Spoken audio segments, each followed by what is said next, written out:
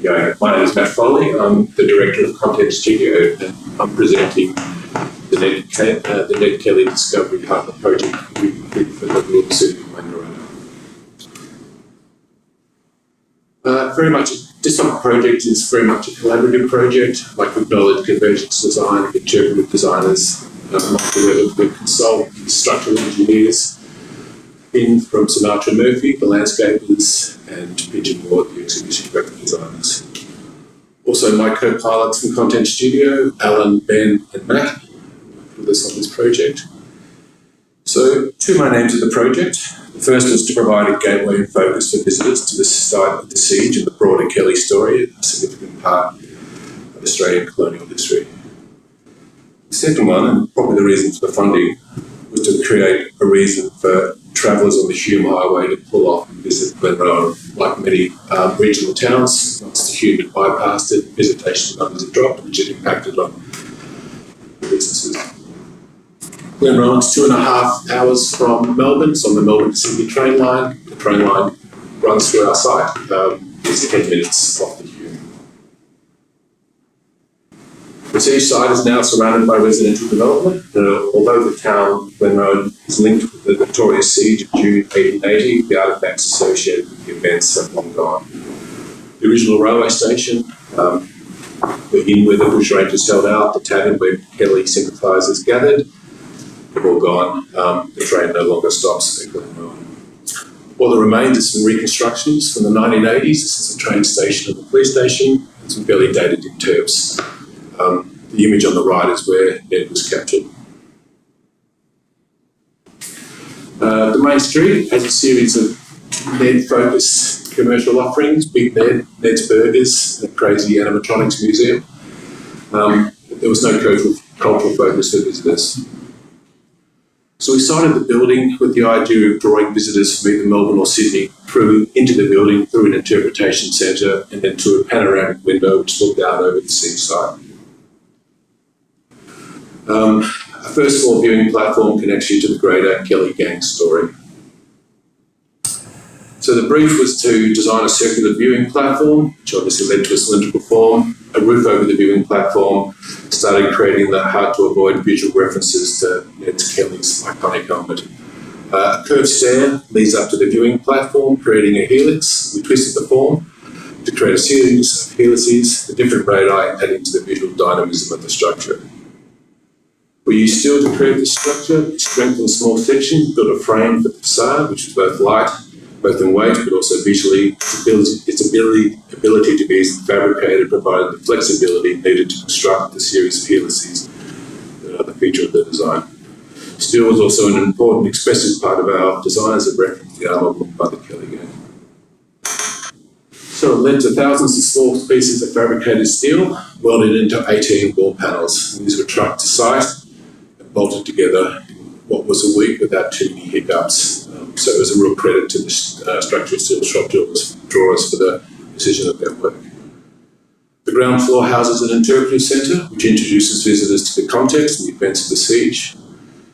All important toilets if you are travelling on the Hume Highway. Clean toilets are a big draw card, and they probably get as many visitors as the interpretive centre does, but they're definitely part of people's stocks. First floor viewing platform acts as a compass to the key events of the broader Kelly story. Then a roof over provides some respite. There was a number of designs presented to the community. This one was overwhelmingly preferred. It was quite formal.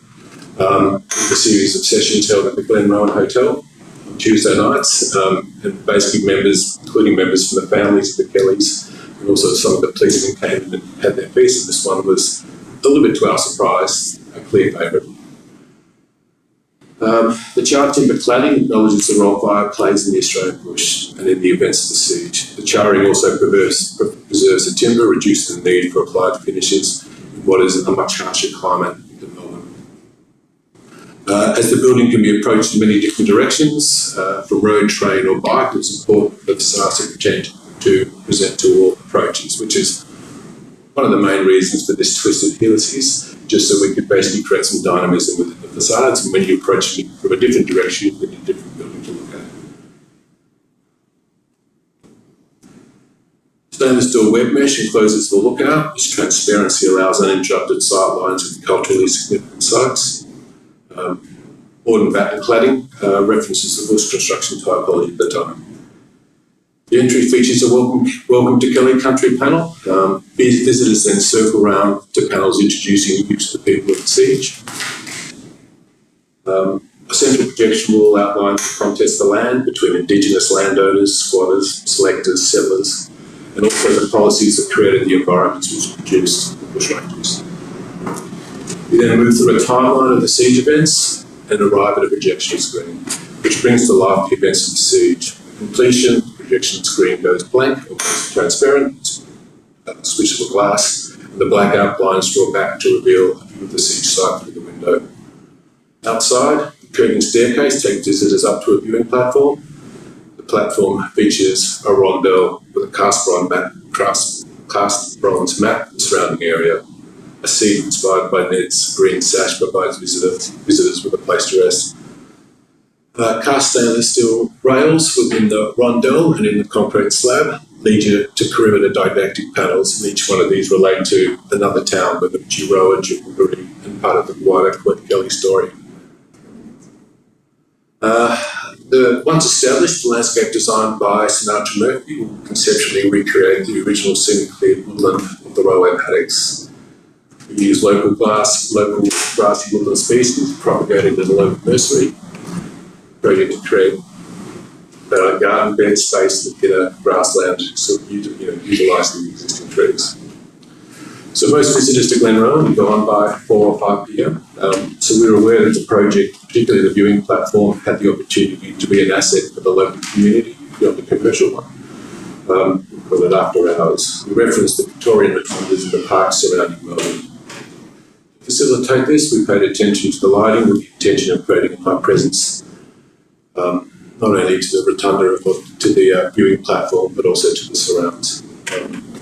So thank you to the Rural City of Wangaratta, particularly Alan Trump, and also to the people of the Bangarang Yorta Yorta, on whose land worked, particularly those who participated in a lot of the multimedia production. Thank you. Thank you.